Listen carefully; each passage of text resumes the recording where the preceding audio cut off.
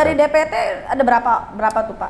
DPT kita ada 1.226.221 ya. Kira-kira bakalan berapa persen nih Pak kelihatannya nih Pak untuk target kita sih kalau 2019 kan 80% ya.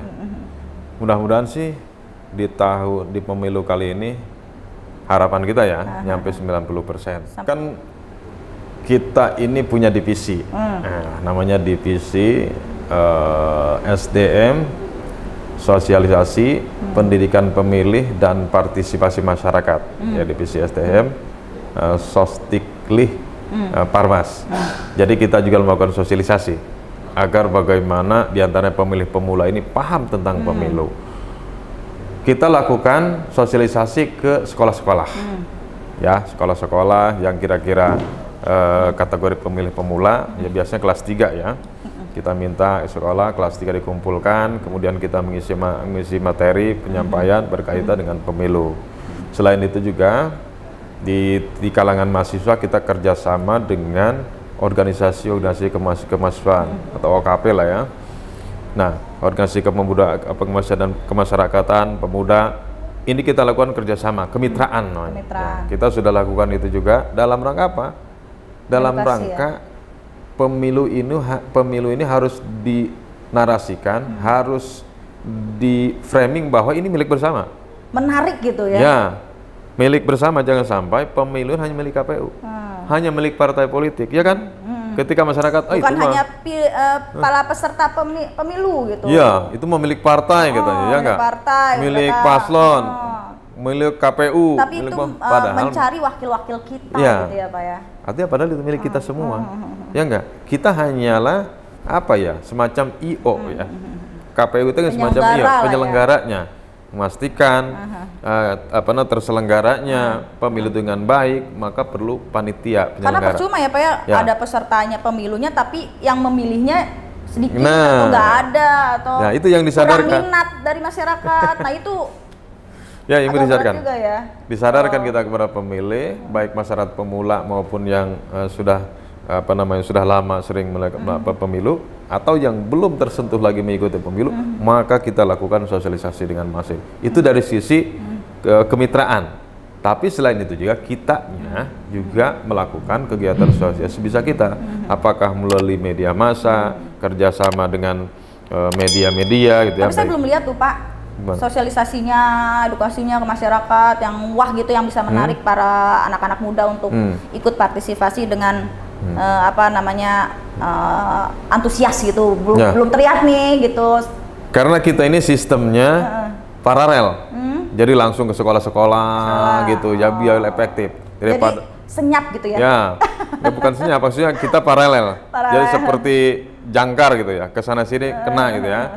Dan itu pun dilakukan secara baik formal maupun informal. Termasuk jajaran kita nih, mulai dari bisa mungkin lewat radio atau lewat apa ada ya? Di radio juga saya beberapa kali mengisi materi. Masalahnya radio sekarang jarang dengar Pak. Dengan jadi TV. Yang untuk menarik anak muda sekarang mungkin IG, Facebook gitu Pak. Media-media sosial, YouTube gitu. Makanya kita punya YouTube juga, punya Instagram juga, ya kan? Kemudian ya segala media yang kira-kira menurut yang benar-benar langsung ke anak mudanya itu, yang dianggap efektif. Nenek-nenek nenek-nenek jarang Pak. Kakek-kakek juga punya grup sekarang. Oh ya. Namanya grup Roni. Apa itu? Rombongan Nini. Kalau aki-aki saya, Pak. Kalau aki-aki Rocky namanya. Rombongan aki-aki. Mereka punya grup sekarang. Oh gitu. Dengan itu diapain tuh grup mereka itu Pak? Ya kan bikin informasi. Ya kalau begitu kan instan mereka mah, nggak mau dengerin lama-lama kan, kasih video, kasih gambar, oh ini ada pemilu. Sekarang lewat WhatsApp, ya. Sekarang paling efektif sekarang itu emang lewat WhatsApp. Nah hoax juga tuh Pak, hoax juga sekarang masif banget tuh lewat WhatsApp. Nah itu KPU sampai mana tuh Pak untuk mengcounter yang hoax kayak berita-berita hoax dan provokatif seperti itu? Ya, selain dari kitanya ya, kita kan punya penyelenggara. Misalkan di PPK itu ada PPK 29 kali 5 145 PPK ya, itu melakukan bagaimana menginformasikan tentang pemilu. Salah satunya adalah mengcounter isu-isu hoax yang tidak benar. Kemudian kita turunkan ke bawah PPS. PPS kita punya 329 dikali 3 itu 987-an ya. Apa tuh? Untuk PPS-nya. Oh, PPS. 987 PPS se-Kabupaten Serang melakukan juga sosialisasi, juga menginformasikan tentang pemilu, diantara adalah mengcounter isu-isu hoax berkaitan pemilu. Nah, terakhir, kita punya pasukan kita di KPPS. KPPS itu kan jumlah TPS-nya 4.425 TPS.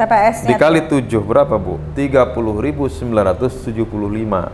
Kalau dia saja punya anggota atau keluarganya 5 saja, ya enggak? Kali 3 udah hampir berapa ribu tuh?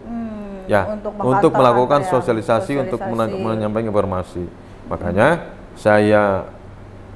kami melakukan himbauan ya ke bawah. Kalau PPK membuat grup PPS-nya, PPS membuat grup KPPS-nya, agar menyampaikan informasi dari atas sampai ke bawah, itu informasinya tersampaikan dengan baik. Gitu. Baik. Nah, itu kan sebanyak itu tuh Pak, cara-cara Bapak untuk melakukan pembinaan terhadap PPS, KPPS. Nah, itu seperti apa itu? Nggak mungkin dong dikumpulkan dalam satu waktu atau? Ya, kalau dikumpulkan dalam satu tempat tentu nggak ada gedung yang sangat besar. Nah, itu bagaimana tuh Bapak bisa untuk membina mereka tuh untuk nih kalian harus mengerjakan ini untuk mengatur ini, seperti apa?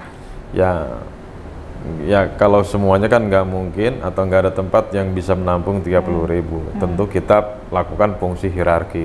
Jadi kewenangan kita misalkan didelegasikan kepada PPK, kemudian PPK juga mendelegasikan kepada PPS, yang pada intinya adalah sama melaksanakan tugas KPU, melakukan, kalau sisi SDM melakukan pembinaan, ya. Misalkan mendekati pemilu ini berarti melakukan penguatan kompetensi, pengetahuan tentang pemungutan dan penghitungan suara. Jadi jangan sampai mereka menjadi penyelenggara yang paling ujung tombak, ya. Kemudian mereka tidak mengerti tata cara pemungutan dan penghitungan suara. Malah masa bodoh dengan isu-isu hoax, atau mereka tidak melakukan edukasi juga ke masyarakat. Karena bukan saja mereka teknis, tapi juga menyampaikan bahwa mensosialisasikan memilih itu penting, datang ke TPS juga penting, dan itu kepentingannya untuk semua, bukan hanya segelintir orang. Nah, itu yang harus dinarasikan kepada publik gitu. Sampai itu sampai itu ya Pak, sampai ke bawah itu Pak. Insya Allah sampai. Apalagi kan kalau kita lihat ya perkembangan teknologi hari ini, apalagi Gen Z ya. Gen Z. Ya, bahkan lebih pintar dari mereka. Kita aja udah agak ketinggalan lah ya. Perkembangan teknologi, saya kira kita optimis ya dengan perkembangan teknologi ini, tingkat partisipasi masyarakat mudah-mudahan bisa. Kalau dari DPT ada berapa tuh Pak? DPT kita ada 1.226.221 ya. Kira-kira bakalan berapa persen nih Pak kelihatannya nih Pak untuk? Target kita sih kalau 2019 kan 80% ya. Mudah-mudahan sih di pemilu kali ini harapan kita ya nyampe 90%. Sampai 90%. 90% ya. 90% ya dari berapa tadi? Dari 1.226.221. Daftar pemilih tetap yang baik itu yang pemilih yang baru ya, yang pemula atau yang itu ya. Terus kalau misalnya nih Pak, daerah-daerah rawan konflik nih di Kabupaten Serang, itu di mana aja sih Pak? Yang konflik kecamatan mana nih yang daerahnya konflik? Kalau konflik sih relatif ya. Kalau kita selama ini tidak ada rawan konflik ya, karena kita juga tidak punya pengalaman terhadap hal itu ya. Baik di pemilu 2014, di 2019. Nggak ada ya yang nggak ada Kabupaten Serang kalau untuk pileg mah ya relatif kondusif lah ya. Sampai sejauh pengalaman saya sudah hampir 15 tahun di pemilu di Kabupaten Serang, tidak ada sih ngomongin semuanya ya, konflik horizontal, aman, alhamdulillah damai. Aman, damai ya. Damai, begitu. Terus kalau terkait dengan ini Pak, netralitas PNS terhadap pemilih ini seperti apa? Kalau kita semua PNS kan harus netral nih ya Pak ya? Netral. Netralitas ASN, tugas KPU adalah menyampaikan bahwa ASN harus netral, ya, tidak menunjukkan partisan, dia juga punya aturan dilindungi ya oleh undang-undang, dan kita berkoordinasi dengan pemerintah daerah ya untuk juga agar pesan KPU ini atau pesan pemilu tentang netralitas ASN disampaikan kepada jajarannya. Nah, itu yang kita lakukan.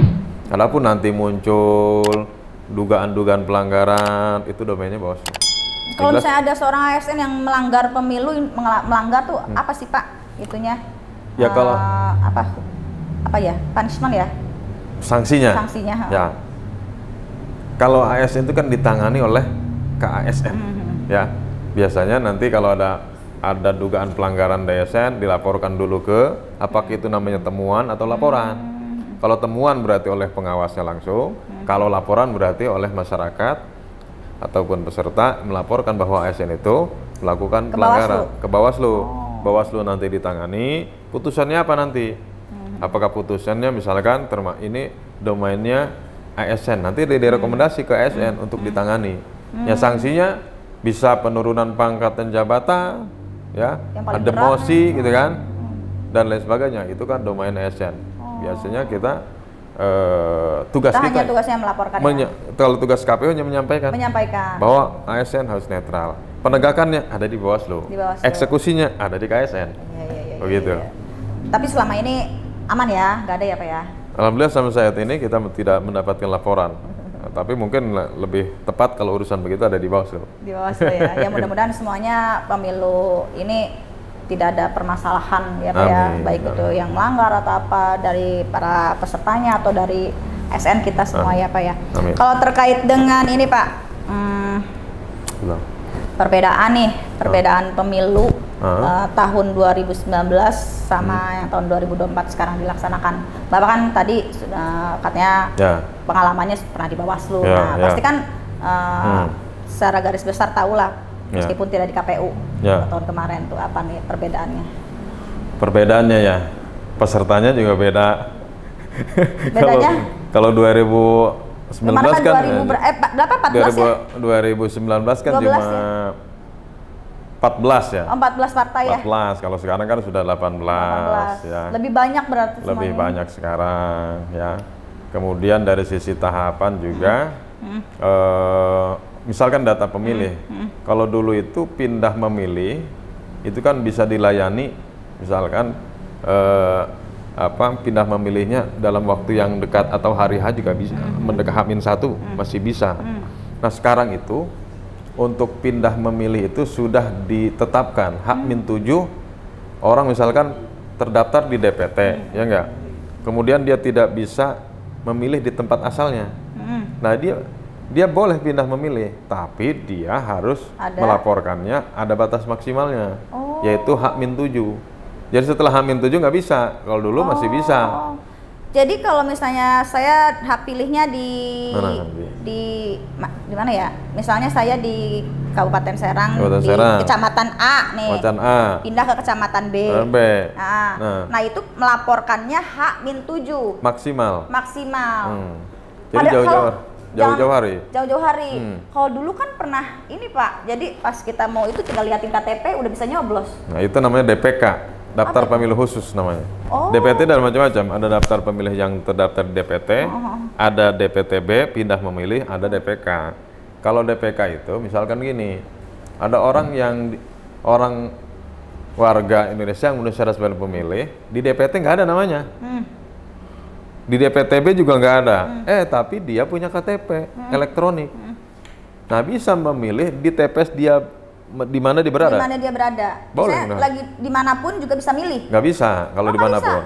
Di mana domisilinya? Misal alamatnya misalkan di Waringin Kurung. Ya udah di Waringin Kurung di RT berapa? Ya udah TPS di situ. Yang penting KTP-nya Waringin Kurung juga. Waringin Kurung di situ.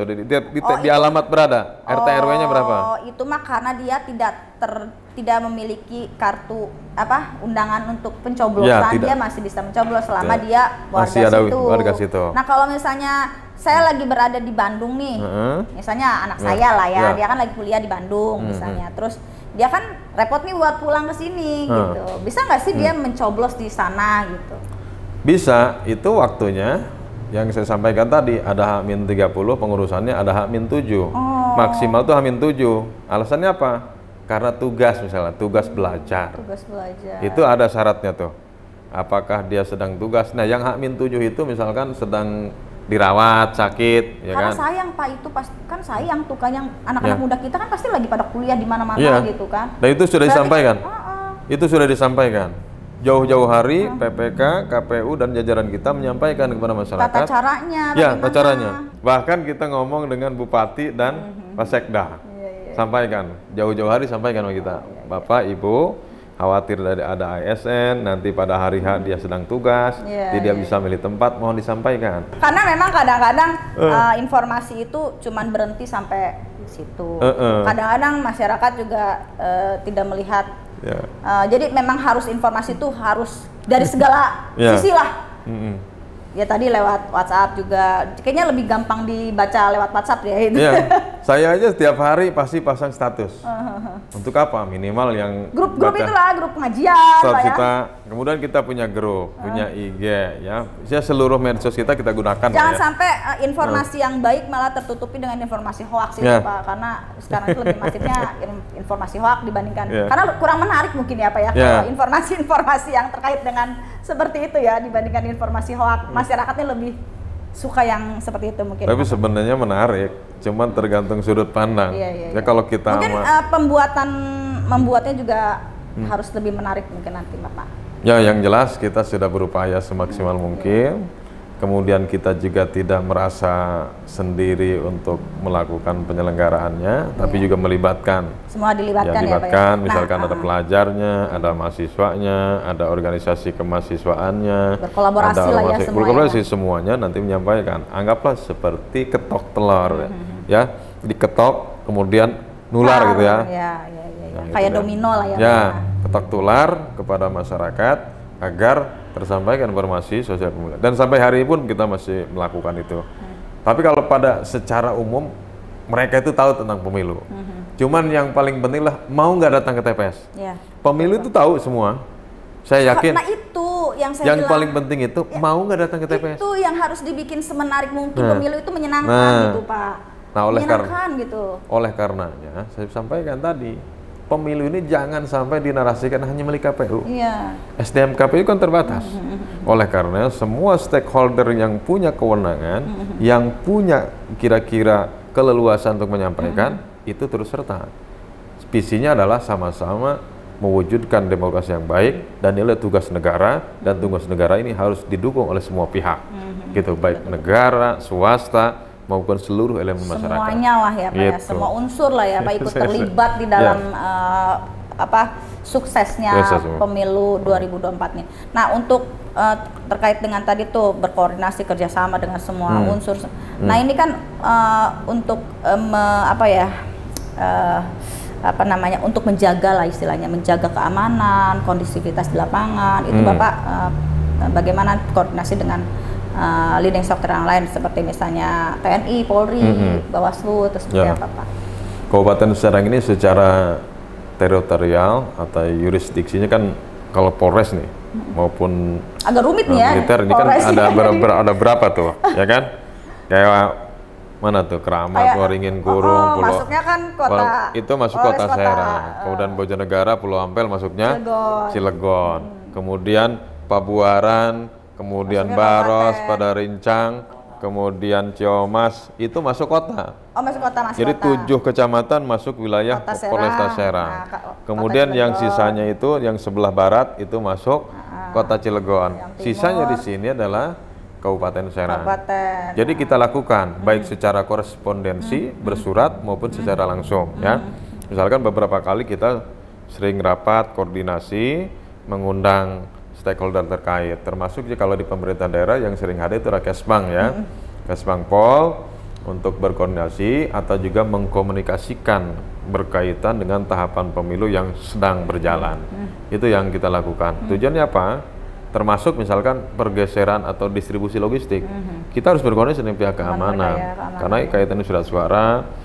Nah, kita juga sudah koordinasi dengan Polres, kaitannya dengan keseragaman untuk distribusi. Kita akan arahkan bahwa tanggal 12 itu sudah geser ke desa.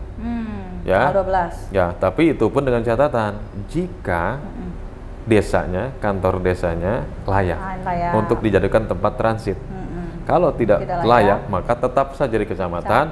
Nanti H-1 langsung ke baru distribusi TPS. Nah, itu tergantung ininya, kondisinya, ya kondisional. Tapi pada posisinya seragam, harapannya ini geser ke TPS atau ke desa. Nah, kalau misalnya logistik itu apa aja sih, terdiri dari apa aja sih Pak? Kayak kotak suara, terus bilik suara, surat suara, kemudian tinta, kemudian alat coblos, bantalan, ya dan lain-lain. Harus lengkap itu ya Pak? Lengkap. Nah, itu semua dari KPU ya di KPU yang menyediakan, ya. Kemudian KPU namanya packing, ya Pak, setting dan packing. Di setting itu berarti diatur dulu berapa jumlahnya, berapa jenisnya. Setelah semuanya siap, jenisnya sesuai, di packing. Ya, masukkan ke dalam sampul. Oh, masukin sampul. Masukkan sampul kan di packing tuh. Kemudian sampul dimasukkan kotak. Kotak kemudian disegel, kemuan berarti ada 1.200.000. 1.200.000 surat suara. Enggak. Surat suara ada berapa? Per TPS itu kan 300, maksimal 300. Berarti kalau 1.226.221 dibagi misalkan 300 atau ada yang di bawah 300 tergantung. Yang penting maksimal itu. Ya nyampainya berarti 4.425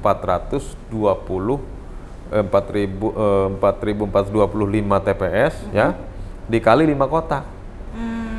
Berarti 22 ribuan 121. Saya pikir jumlah pemilihnya misalnya 1.200.000 berarti surat suara juga 1.200.000. Iya, kalau surat suara mah kotaknya nih. Oh iya. Ya kan TPS ya. Tadi kan kalau surat suara jelas sesuai DPT. Dengan jumlah kan. Sesuai dengan DPT kalau surat suara dan ditambah. Tapi nggak ada cadangan 2%. Tambah 2% ya. Cadangan 2%. Cadangan. Ya. Jadi itu kalau surat suara. Kalau kotak suaranya itu masih kuat nggak itu Pak? Supaya masyarakat tidak ada hoax lagi nih. Kalau misalnya, ini yang harus diinformasikan pada masyarakat. Kotak suara itu yang sering dijadikan bahan hoax lah istilahnya. Kotak suara kardus lah apa segala macam itu. Jelaskan deh Pak. Sekarang nih mumpung bisa dijelaskan ke masyarakat kotak suaranya seperti apa dan kekuatannya bagaimana nih Pak? Saya kira itu kan kotak itu kan kebijakan KPU RI dan KPU RI juga sudah melakukan uji uji kelayakan berkaitan dengan penggunaan kotak suara yang dalam kardus ya, dan itu juga sudah digunakan beberapa kali pemilu dan ya saya kira tidak terlalu banyak masalah. Jikapun ada kerusakan ya kita ganti atau kita perbaiki lah ya. Yang paling penting adalah bagaimana surat suara yang sudah di kotak itu aman. Dan selain itu juga kita memastikan gudang-gudang yang ada di kecamatan itu tidak rawan dari sisi keamanannya maupun dari sisi alamnya, apakah kena banjir, bocor, nah itu kita pastikan. Maka ada survei untuk gudang-gudang gudang-gudang di kecamatan itu memastikan kelayakan dan lain sebagainya. Jangan sampai nanti bikin rusak semua logistik gitu kan. Nah ini terkait dengan proses nih Pak. Nih misalnya masyarakat proses setelah pencoblosan nih masyarakat penghitungan suara kan. Udah penghitungan suara berarti kan itu surat suara yang sudah dicoblos itu bagaimana tuh Pak? Prosesnya ditarik lagi KPU apa bagaimana? Ya, setelah pemungutan suara maka dilakukan penghitungan. Penghitungan suara dicatat di dalam namanya C hasil yang berbentuk plano dulu mah ya. Kemudian C hasilnya disalin namanya C hasil salinan. C hasil salinan kemudian digandakan sesuai jumlah saksi dan pengawas. Jadi kalau saksinya misalkan sekarang itu saksi partai berapa jumlahnya? 18. Kalau saksi DPD berarti 24. Ada saksi paslon berarti 3. Itu berapa tuh? Nah, untuk Pilpres 3. Itu sudah 47 tambah pengawas. 148. Ya saya hitung itu total 48. Salinan. Nah, yang agak menarik sekarang, di antara perbedaan pemilu 2019 dengan 2024 ini diantara sekarang ada namanya diharuskan ada alat pemindai, pengganda, ya. Scan kemudian fotokopi. Jadi pengganda kan yang membuat psikologi KPPS itu tertekan biasanya ada saksi, kemudian dia juga dituntut membuat laporan, kemudian meminta salinan. Sementara banyak nulisnya kan capek, tertekan, ya enggak? Jadi wajar banyak yang dia. kolaps tuh ya. Banyak yang kolaps, psikologi terganggu, akhirnya sakit. Ya mudah-mudahan dengan adanya ini bisa nih? menjadi efektif dan juga efisien. Efisien dari sisi dia terlalu banyak mengeluarkan menulis gitu kan. Kemudian juga mudah-mudahan dengan adanya alat pengganda ini, alat pembina atau pengganda ini, mudah-mudahan bisa memudahkan KPPS. Jadi cukup satu dia tulis, nanti kemudian digandakan, baru di-share gitu. Dikasih ke saksi-saksi dan pengawas. Oh begitu. Jadi kalau dulu mah satu-satu dia. Iya, anggaran sekarang ada anggaran itu, ada anggaran sewa. Mesin pemindai. Jadi intinya harus ada printer lah ya. Mudah pekerjaan. Mudah pekerjaan. KPPS ya. Iya kan? Iya. Makanya kita ini kan. Nah setelah itu nanti surat suara itu dibawa setelah selesai penghitungan dikemas kembali. Masukkan sampul. Ada 12 macam sampul tuh. 12 macam sampul, C hasil 5 tingkatan, kemudian ada C kejadian khusus, kemudian C pendamping gitu ya. Kemudian ada sampul buat suara-suara sah, suara tidak sah, surat keliru dicoblos ya. Nah, itu ada sampul-sampulnya. Kemudian dimasukkan kotak masing-masing ya. Kemudian nanti namanya penarikan balik. Ya, dari TPS ke PPK. Ya, kemudian dari PPK cari ke gudang KPU. Baru berarti ke PPK dulu kecamatan, baru ke KPU. Gudang KPU. Diamankan di situ sampai lagi. setelah selesai. Itu penarikan. Begitu. Oke deh Pak. Menarik sekali nih. Mudah-mudahan pemilu tahun 2024 ini berjalan dengan lancar, damai, amai dan banyak yang pemilih yang ditargetkan sesuai harapan ya Pak ya. Jadi banyak nanti yang akan datang ke TPS untuk menginspirasikan atau memberikan suaranya untuk Pileg dan Pilpres ya Pak ya, karena pemilu ini sangat penting sekali ya untuk mencari perwakilan memilih wakil-wakil kita di DPR provinsi, DPR kabupaten, dan untuk memilih pasangan calon presiden kita di 2024 sampai 2029. Itu penting sekali karena untuk masa depan kita bersama ya Pak ya. Masa depan kita bersama. Ada sedikit saran Pak untuk para pesan-pesan gitu. Baik. Ini aja sekalian menyampaikan informasi kepada masyarakat. Jadi kepada seluruh masyarakat Kabupaten Serang yang telah memenuhi syarat sebagai pemilih, jangan lupa Rabu 14 Februari 2024 untuk datang ke TPS ya. Gunakan hak pilihnya. Jadi hak pilih Anda itu sangat berharga untuk kemajuan bangsa ke depan. Hak pilih masyarakat sangat berharga. Untuk menentukan. Meskipun jangan berpikir kita cuma satu, tapi kalau satu dikali berapa? Ya, jangan berpikir. Jadi one man one vote. Ya, jadi setiap warga negara yang memenuhi syarat sebagai pemilih itu sangat berharga karena inilah demokrasi. Tidak ada perbedaan antara petani dengan pejabat pas milih ke TPS nilainya sama. Oleh karenanya inilah demokrasi. Gunakan hak pilihnya dengan sebaik-baiknya. Jangan sampai golput. Saya kira itu. Terima kasih. Terima kasih banyak Pak. Terima kasih, semoga Bu. mudah-mudahan kita berjalan lancar, aman, dan damai. Mohon doanya. Ya, terima kasih. Assalamualaikum warahmatullahi wabarakatuh. Dadah. Salam dulu Pak. Terima kasih Bu.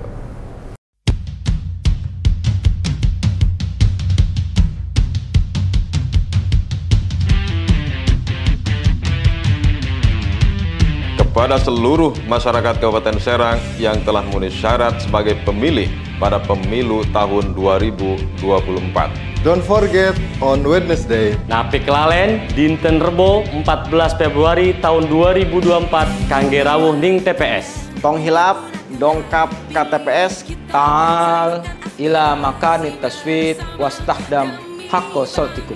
Gunakan hak pilih Anda untuk kemajuan Indonesia 5 tahun ke depan. Ingat, nasib bangsa di tangan kita. Jangan golput. Mari kita sukseskan pemilu tahun 2024.